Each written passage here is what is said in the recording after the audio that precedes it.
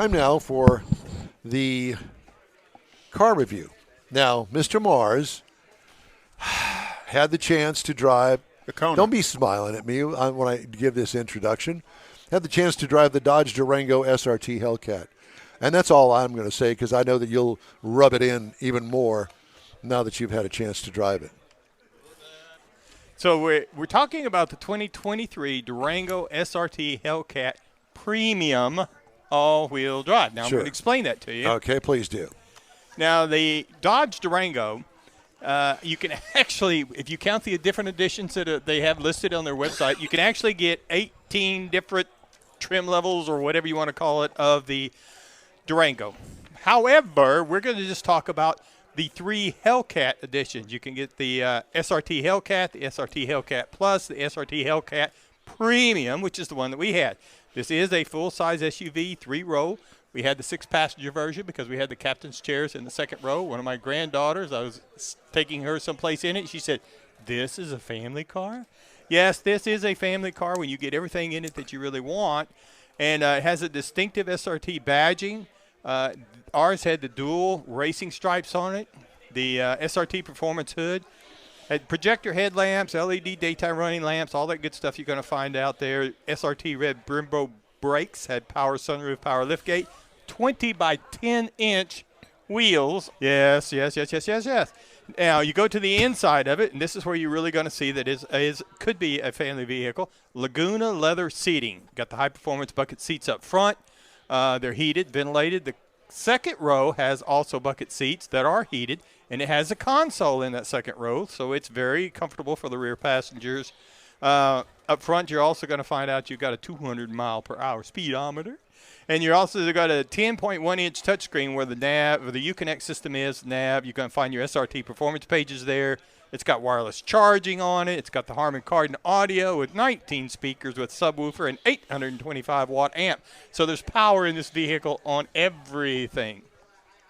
Now, the Hellcat was first introduced in 2021. It was really only supposed to be a one-model year production, but it keeps going because people love this vehicle. It does weigh 5,500 pounds, so it is a larger vehicle. Holy Toledo. And it's heavy in the all-wheel drive configuration. Now, under the hood, you're going to find the 6.2-liter V8, 710-horsepower SRT Hellcat engine, 645 pound-feet of torque, 8-speed automatic. Now, you can properly equip this vehicle, and I don't know that I would do it with the Hellcat motor, but 8,700 pounds the Durango is capable of towing. Now, the EPA says you should be able to look for 12 miles per gallon in the city, 17 on the highway, and combined 13. Now, for the 2 tanks of fuel that I drove this vehicle during the week I had it across 238.3 miles. I got what? I did not drive it over here this week. Why is that? Because it sucked down too much gas? No, because we were at the Autorama. It came in with the Autorama, and it had the truck full of all our stuff in it. Okay. I see. It all hurt right. my feelings to leave it sitting in the driveway for a couple of days. I'll bet it did. Well, you could have transferred it from the truck to the back of the Hellcat. I was afraid it wouldn't hold it all, but we have a lot of stuff. But anyway, 0 to 60 in less than 5 seconds, according to Dodge. It does have a competition suspension on it, and so you're going to have a firm highway ride. Does it come with that? Yes. Yes, it comes with that. Yeah, when you get that engine combination package with all-wheel drive, that's what you're going to get. But it's not that rough. That you're going down the highway at a it weighs almost 3 tons. Exactly. And when you got the engine that you can hear, I mean, my wife went to sleep. We were cruising, and she just yes, exactly. She thought it was great for that, and I said, great, then I'm going to get one. But she didn't like that idea too good. Anyway, so if you're looking at a Dodge Durango, you can get into this vehicle for $40,645. But we're talking about the Hellcat. So a base trim price on a Hellcat is $91,740. Wow. Now, you can get the Hellcat for $93,335 and the Hellcat Plus for $99,935. Or you can get, as tested, the MSRP on the Durango SRT Hellcat Premium All-Wheel Drive for $106,420. Now, I went out and I looked to see what you could compare this to. Now, there's a lot of full-size SUVs out there. Yeah. There's some of them that have all-wheel drive. Yeah. But none of them have 700-plus horsepower. Well, so I just didn't even bother. Well, you get one of these three or get it would be the Escalade V.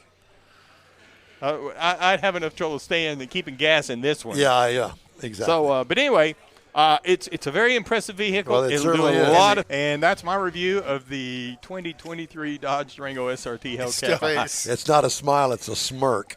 Oh, I love it. All right. Hey, the In-Wheel Time Car Talk Show is available 24/7 through the iHeartRadio app. Just look for In-Wheel Time Car Talk. We also do.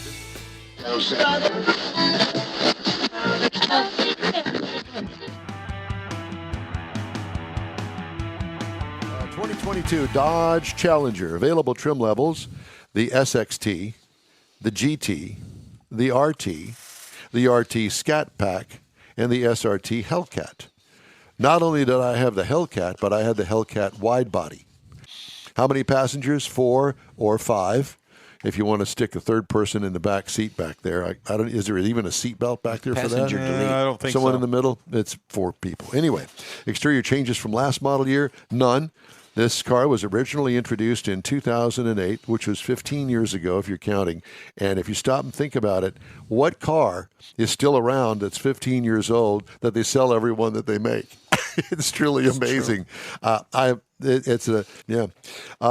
Exterior features. Wheel opening extensions allow for wider, bigger wheels and tires, and that's really what it's all about, trying to get the power to the road. Flat-nosed grille is direct descendant of the original back in the 60s. She-jack air nostrils on the hood. No. Oh, well, they could be, yes. They He did could say be wide body. Yeah. You going to sneeze? Oh. Front splitter and rear spoiler. Said that. What I liked, the retro styling that never gets old in my book. What could use improvement? Nothing. I like the way it is, and I like the way it looks, and they're not going to change it, and I wouldn't recommend they change it. That's what sells the car. Interior highlights. Thick SRT steering wheel. Well laid out dash that is getting a little dated, but it still works. Great infotainment system. That Chrysler system just really works for me. Comfortable, high bolstered seating. Cargo trunk room is relatively small for a mid-sized car like this. What I liked about it, the race car styling on the interior. What could use improvement? Nothing. Waiting on the electric replacement, and I can't wait.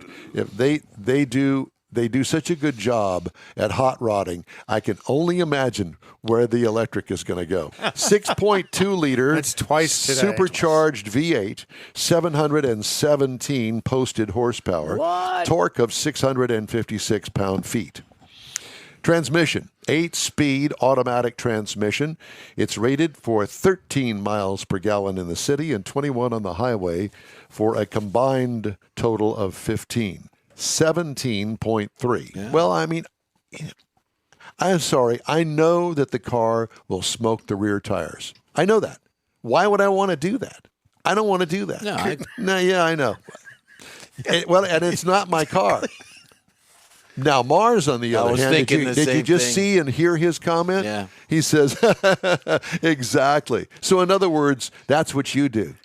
Kimberly Schultz, I just wanted to go ahead and call him out on this. You've lit those tires up, haven't you?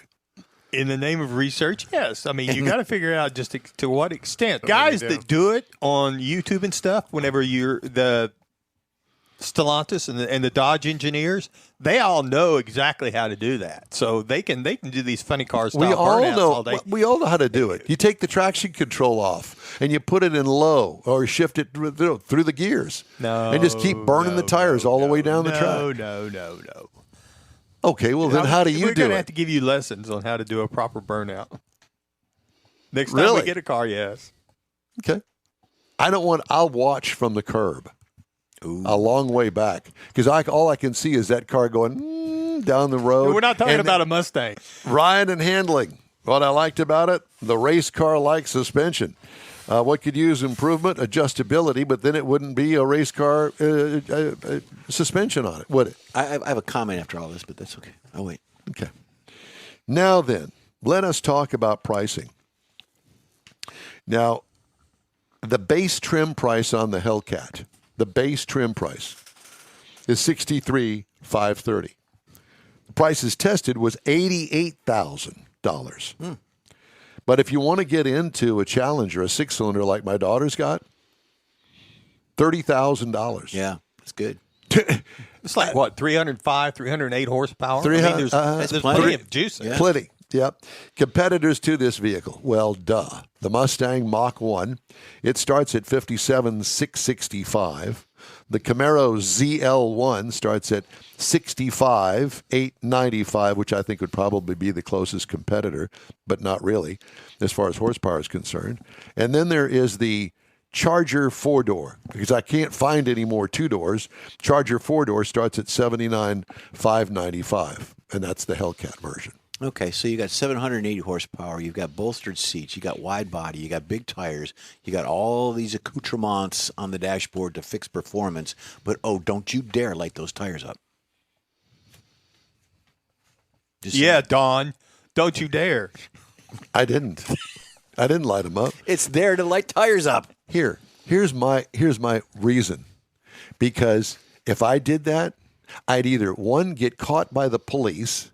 Well, there's always that. You get a big ticket, or I'd wreck it. I'd put it into some light pole down the street. Or you get caught by Dodge. Because that's my luck. I'm not going to do that. Why would I do that? The point is, they put all of that Did I floor great at a stuff. Did I floor at a time or two? Absolutely. It takes it just a split second to say, spinning the rear there's that tires, fine line. need to bring it back a little bit, or shift it up to the next gear, and then you shift it up the next gear, and it still wants to spin the tires. It's got more horsepower than most people could handle. That's what I'm saying. It's kind of like Can't fix stupid. Lie. And the car's not. We also video stream on Facebook, YouTube, and InWheelTime.com. Podcasts at your fingertips on over a dozen of the most popular podcast outlets. The In Wheel Time Car Talk Show continues right after these brief messages.